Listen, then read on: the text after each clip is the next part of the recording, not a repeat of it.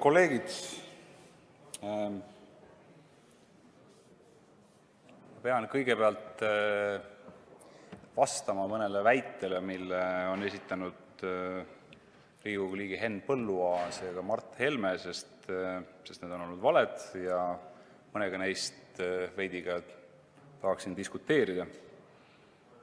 Ehk siis Henn Põlluaas rääkis sellest, et enamus Eesti inimestest tahab abielureferendumit. See ei vasta tõele, kõik sügisesed küsitlused sel ajal, kui diskussioon sellel teemal oli juba ühiskonnas üsna kuumaks läinud, on näidanud seda, et enamus vastajatest ei pea seda abielureferendumit vajalikuks. Nad arvavad, et seda ei ole. Stop. Vot just nimelt enamus vastajatest. Aga kellelt te küsisite? Vot seda oleks huvitav teada. Minult näiteks ja paljudelt teistelt kindlasti pole küsinud keegi. Ja miks mitte oleksime näidanud, mida me arvame. Ja meie eest, kui rahva eest ei ole vaja, ja Indrek, ei ole vaja otsuseid teha. Eestile vaja. Ja see on fakt.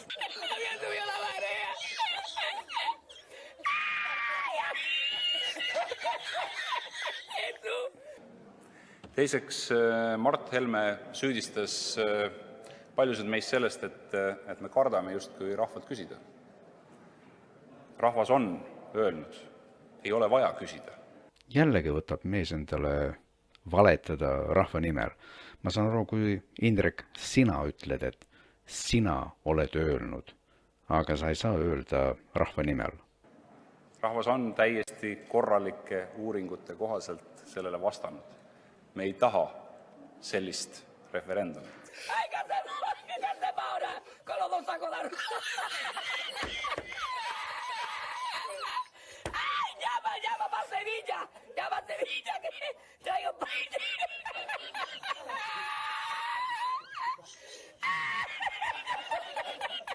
Ja naljakas on ikka, kuidas kardetakse rahva arvamust ja surutakse siis isiklikult ühe või mõne üksiku inimese arvamust rahvale peale.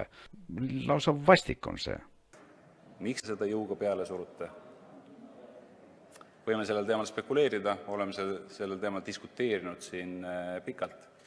Ma jään oma arvamuse juurde, et see on teie küüniline poliitiline kalkulatsioon ja mitte soov tegelikult ühiskonnas leida maksimaalset ühisosa, mis peaks olema ühe parlamendi, mis peaks olema Eesti Riigikogu esmane kohustus.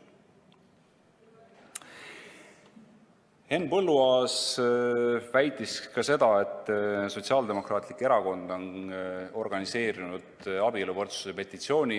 Ma ei taha ennast võõraste sulgedega ehtida ega sotsiaaldemokraate. Selle petitsiooni algatas Roheliste erakond. Jah, väga paljud sotsiaaldemokraadid on sellega ühinenud ja me erakonnana toetame seda, sest me tõesti ei oska leida vastust küsimusele, et kuidas on nii, kui kõigil peaksid olema võrdsed õigused, et kaks täiskasvanud teovõimelist inimest tulenevalt nende soost on diskrimineeritud.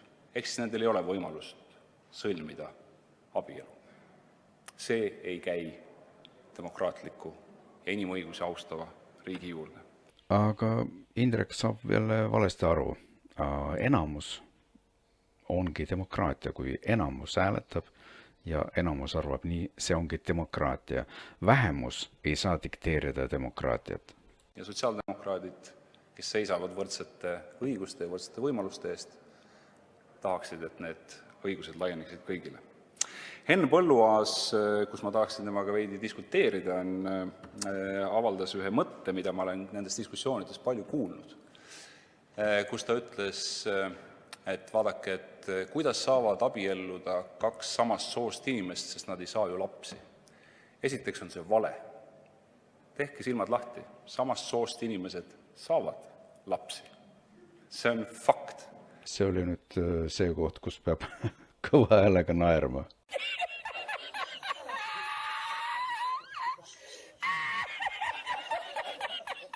See oli nüüd siuke koht ja seda ma tahaks veel korra kuulata.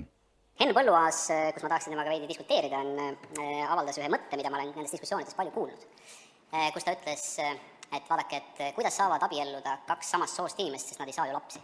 Esiteks on see vale. Tehke silmad lahti, samast soost inimesed saavad lapsi.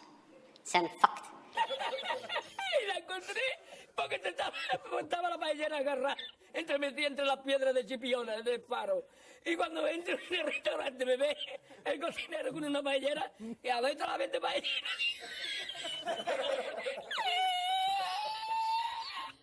Teiseks, Henn Põlluaasa tõlgendus viib meid varem või hiljem selleni, et me peaksime korraldama abielureferendumi või võtma vastu otsuse, et abielluda võivad ainult reproduktiivses eas inimesed. Ehk siis abielu kui sümboolne akt, kui oma varasuhete reguleerimisakt ei tähenda enam midagi, vaid selle sisuks on see, et kui sa saad lapsi, siis sa võid abielluda, kui sa ei saa, siis ei või. ¡Asómate! ¡Mira dónde llega el agua! ¡Llegaba el agua hasta el restaurante! ¡Había subido la marea!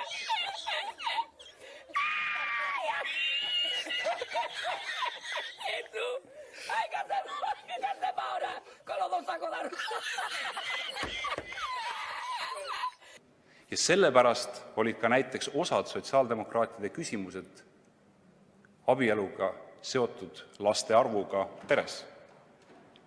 Jah, opositsioonina saime siit kohalt õppetunni või ka Riigikogu liikmetena saime siit kohalt õppetunni, et poliitikas on iroonia alati väga küsitav relv, sest osava infooperatsiooni tulemusena, nagu me nägime, võib see pöörduda sinu enda vastu.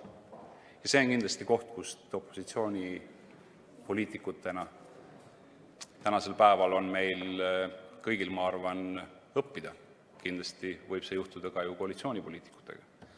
Aga üks asi, millest kõik need, kes mingil hetkel on koalitsioonis ja hakkavad enamuse võimu teostama, peaksid kindlasti ka õppetunni sisse võtma.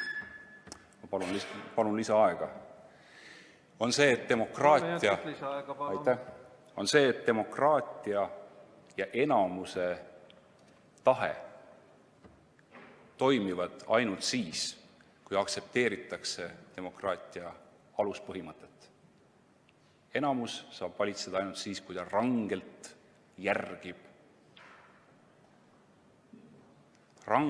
järgib reegleid. Ehk siis antud juhul seadusi. Oot. Siin ikkagi tuleb see välja, et enamus on ju demokraatia ja vähemus ei saa meile dikteerida oma nõudmisi, kuna see ei oleks demokraatlik. Demokraatia põhineb just sellel, et enamus, kes on hääletanud, enamus, kes sellega on nõus, siis nii ka tehakse. Muidu ei ole enam demokraatiat.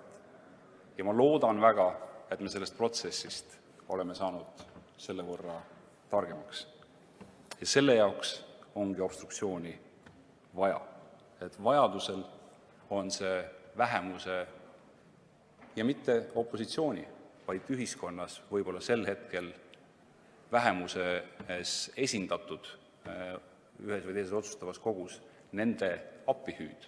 Palun kuulake meid, palun räägime, palun sõlmime kompromisse selle asemel, et enamus lihtsalt ruulib 100% oma tahet.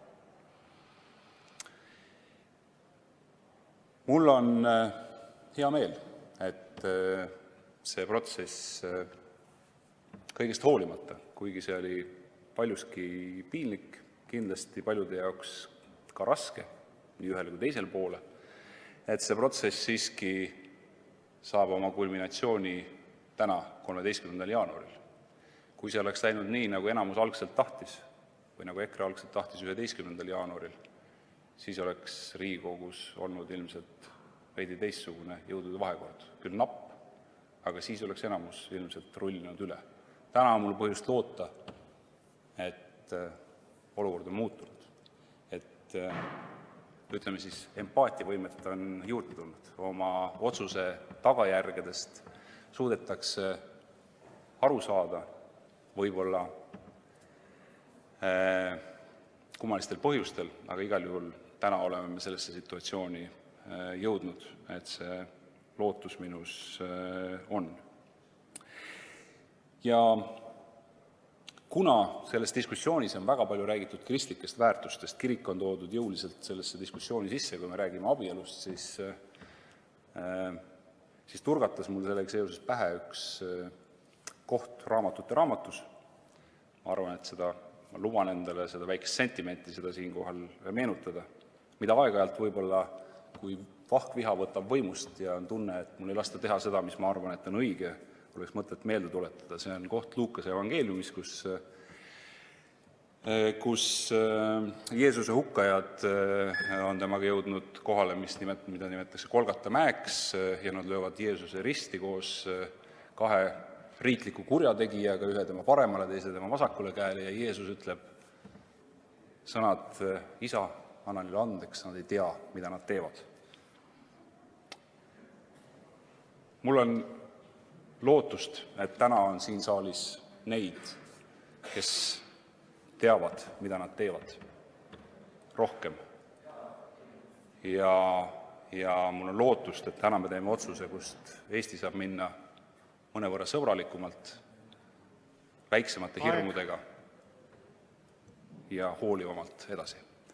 Sotsiaaldemokraadid kutsuvad teid üles hääletama selle otsuse eelnõu vastu.